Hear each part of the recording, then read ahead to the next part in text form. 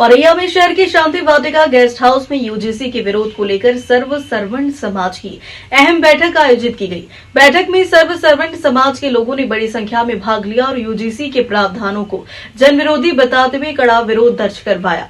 बैठक की अध्यक्षता भाजपा के वरिष्ठ नेता दिनेश चंद्र मिश्रा ने की, जबकि संचालन टीपी सिंह द्वारा किया। अध्यक्षीय संबोधन में दिनेश चंद्र मिश्रा ने कहा कि यूजीसी से जुड़े हालिया निर्णयों से सर्व सर्वर्ण समाज में असंतोष है, जिसे नजरअंदाज नहीं किया जा सकता। अखिल भारतीय कान्यकुब्ज ब्राह्मण महासभा के प्रदेश अध्यक्ष नीरज चौधरी ने कहा कि यह विनिमय सामान्य वर्ग के छात्रों शिक्षकों के साथ भेदभावपूर्ण व्यवहार का कारण बन सकता है। इस दौरान मंच से भाजपा जिला उपाध्यक्ष अनंगपाल सिंह तोमर, सैनिक प्रकोष्ठ के अनुल चतुर्वेदी, संजीव त्रिपाठी ने यूजीसी के विरोध में इस्तीफा दिया। बैठक के दौरान शेखर गुप्ता, मुकेश गुप्ता, गिरेंद्र सिंह परिहार, नीरज चौधरी, प्रियंका दीक्षित, नूपुर सिंह सेंगर आदि ने यूजीसी के विरोध में एकजुट संघर्ष की बात कही।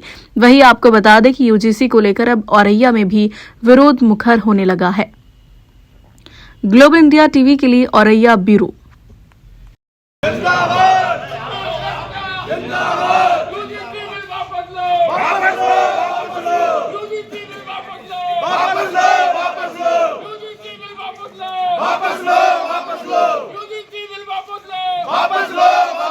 फर्क नहीं पड़ेगा, बवाल बिना मतलब का किया जा रहा है, क्या कहना चाहिए? देखिए, राजनीतिक लोगों के वक्तव्यों पर हमें नहीं लगता है कि हम लोगों को टिप्पणी करनी चाहिए। हम लोगों ने इस पूरे विनियम को बहुत अच्छे से इसका अध्ययन किया है, इसके क्लॉज को पढ़ा है। इसमें जो सबसे ज़्यादा चिंताजनक बात है वो ये है कि 3 वर्गों वंचित, शोषित, पिछड़ा, SC, ST उनके उत्पीड़न को रोकने के लिए एक समता संवर्धन समिति बनेगी। तो बाकी के जो वर्ग हो गए, इसका मतलब हमें ये घोषित कर दिया गया कि हम उत्पीड़क की श्रेणी में आ गए। तो सबसे बड़ी आपत्ति हमारी ये है कि हमें उत्पीड़क घोषित कर दिया गया।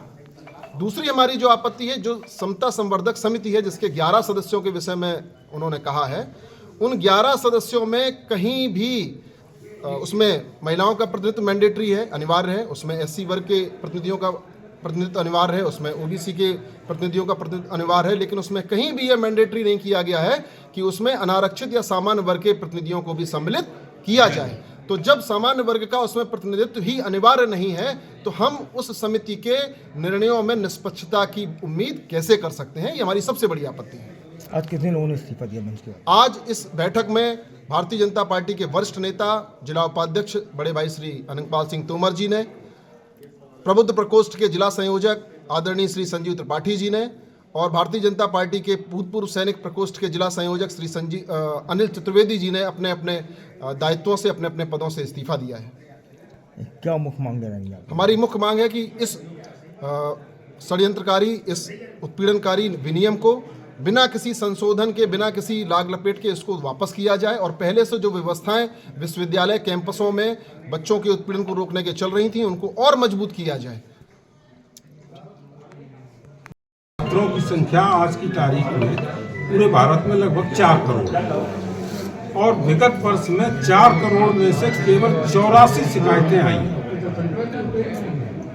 तो जो कि 1 करोड़ में कितने लोग पढ़े जाएंगे? 0.0001 करके आया परसेंटेज। हाँ, तो इसकी कोई आवश्यकता ही नहीं थी। ये जो सरकार ने किया है, ये केवल अपने वोट बैंक की राजनीति को पक्का करने के लिए किया है। इसकी समाज को और छात्रों को कोई आवश्यकता नहीं थी, और ये सरकार ने बहुत गलत कदम उठाया है। हमारा इसमें ये कहना है कि सरकार एक काम क्यों नहीं करती है? जब किसी राजनीतिक के खिलाफ कोई मुकदमा दायर होता है तो उसकी जांच बैठा ली जाती, तब उनकी गिरफ्तारी का आदेश होता है, और बच्चों की गिरफ्तारी पहले होगी, बाद में उनके खिलाफ जो है वो कार्रवाई करेंगे, गिरफ्तारी कर लेंगे, बाद में जांच करेंगे। ये कौन सा तरीका है? आप अपने लिए कानून बना लेते हैं कि हमारी गिरफ्तारियां बाद में होंगी, हैं, और उसके पश्चात जो जाँच करते रहेंगे, तब गिरफ्तारी होंगी, सालों जाँचें चलती रहती, किसी कोई गिरफ्तारी नहीं, तो चाहे जितने मुकदमे लग जाए। तो ये तरीका गलत है। बच्चों के खिलाफ तो ये होना ही नहीं चाहिए कि उनकी गिरफ्तारी की बात हो, उनकी जांच करो, उसके पश्चात उनके खिलाफ कार्रवाई की बात करो। ये गलत तरीका है। यही है, वोट डालो, राज करो। संविधान